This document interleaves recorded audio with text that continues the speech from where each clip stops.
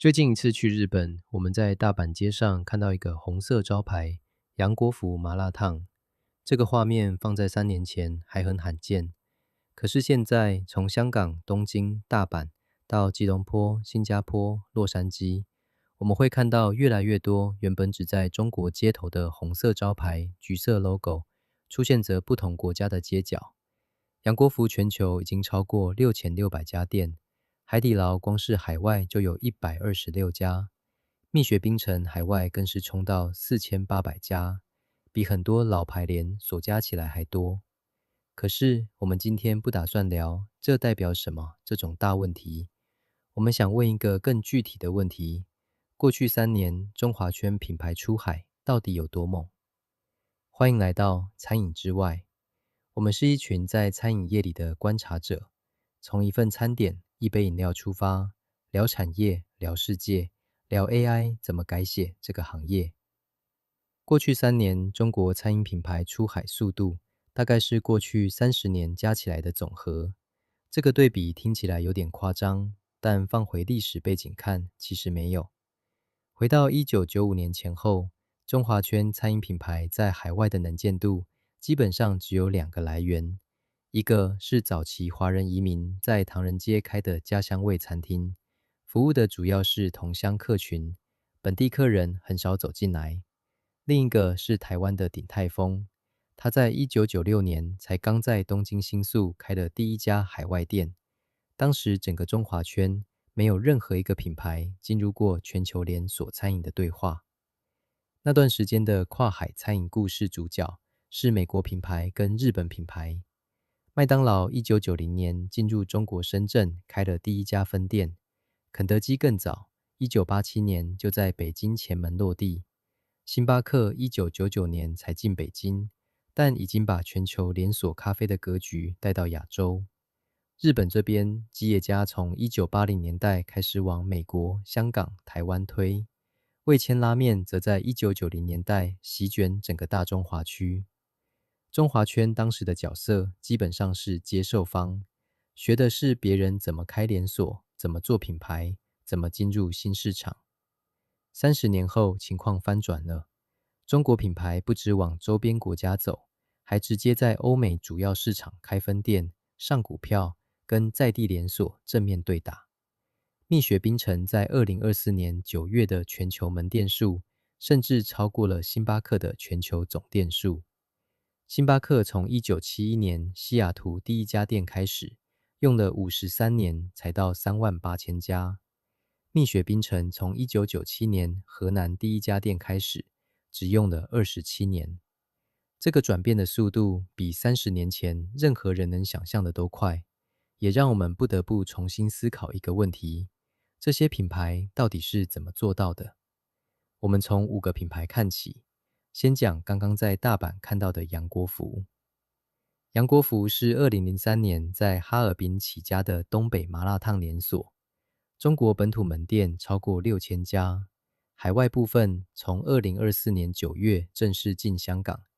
日本目前有官方加盟店在运作，欧洲8个国家，英国、德国、法国、西班牙、荷兰、奥地利、匈牙利、比利时已经有11家开业，还有20多家在筹备。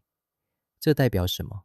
麻辣烫这个原本很地方的食物，在3年内变成跨亚洲、跨欧洲、跨海的连锁商品。接下来是大家比较亲切的海底捞。海底捞的海外业务从总公司拆分出来，叫特海公司。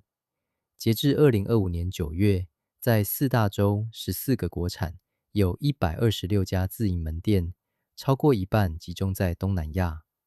特海公司2022年在港交所上市，2024年5月又跑去纳斯达克挂双重上市，发行价19.56美元一股，筹资5300万美元。一个火锅品牌在两地股票市场挂牌，这件事在10年前几乎不可想象。再来是茶饮，这是中华圈品牌出海最猛的一块。蜜雪冰城，中国河南起家的平价茶饮冰品，截至2024年9月，全球门店超过45000家，这个数字比星巴克的全球总店数还多，其中海外大约4800家，主力在东南亚。2025年3月，蜜雪冰城在港股上市，筹资34.5个亿港币，折合4个亿4000多万美元。上市首日涨了43%，市值冲破1000个亿港元，公开认购倍数来到5258次，直接创下香港新股认购纪录。霸王茶姬走的是另一条路线，主打中式养生茶饮，定位中高端。海外从马来西亚、新加坡、泰国开始，到2024年底，海外已经156家。2025年4月，北美首店在洛杉矶落地。同一个月，霸王茶姬在纳斯达克上市，首日涨了15%。瑞幸咖啡的路径又不一样。从2023年4月新加坡开海外首店，到2025年6月30日，在纽约第6大道跟百老汇各开一间美国首店。在美国的定价区间是3.45到7.95美元一杯，大约比星巴克美国低20%。这些数字放在一起看，我们会发现中华圈连锁餐饮在过去3年做了3件事：标准化、规模化、全球化。但问题来了，同样是出海，有的开几年就退城，有的却能在当地站稳，差别在哪？要回答这个问题，我们得把视角拉远，因为食物跨海这件事，不只是中华圈在做。日本拉面、韩国炸鸡、泰国菜，过去100年，世界已经演过好几次同样的剧本。如果把这几条历史线拉在一起看，有一个现象很有意思：食物到了新地方能不能留下，跟品牌愿不愿意改自己关系很大。改菜单、改分量、改原料，让在地客人觉得这是我的食物。但改太多会失去原本的特色，改太少又只能服务同乡。每个品牌都在这条线上找自己的平衡点。中华圈品牌在这条线上选了哪些位置？这个问题有机会的话，我们再深入探讨。最后2个更具体的问题。第一，如果你是餐饮业者，看到这些数字，你的第一反应是机会还是压力？第二，如果你是消费者，你最常买的中华圈品牌，然而你选择它的原因是味道、便宜还是亲切感？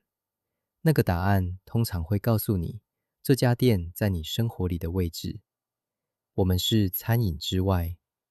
如果你喜欢这次的主题，按赞、分享、开启小铃铛，我们下集见。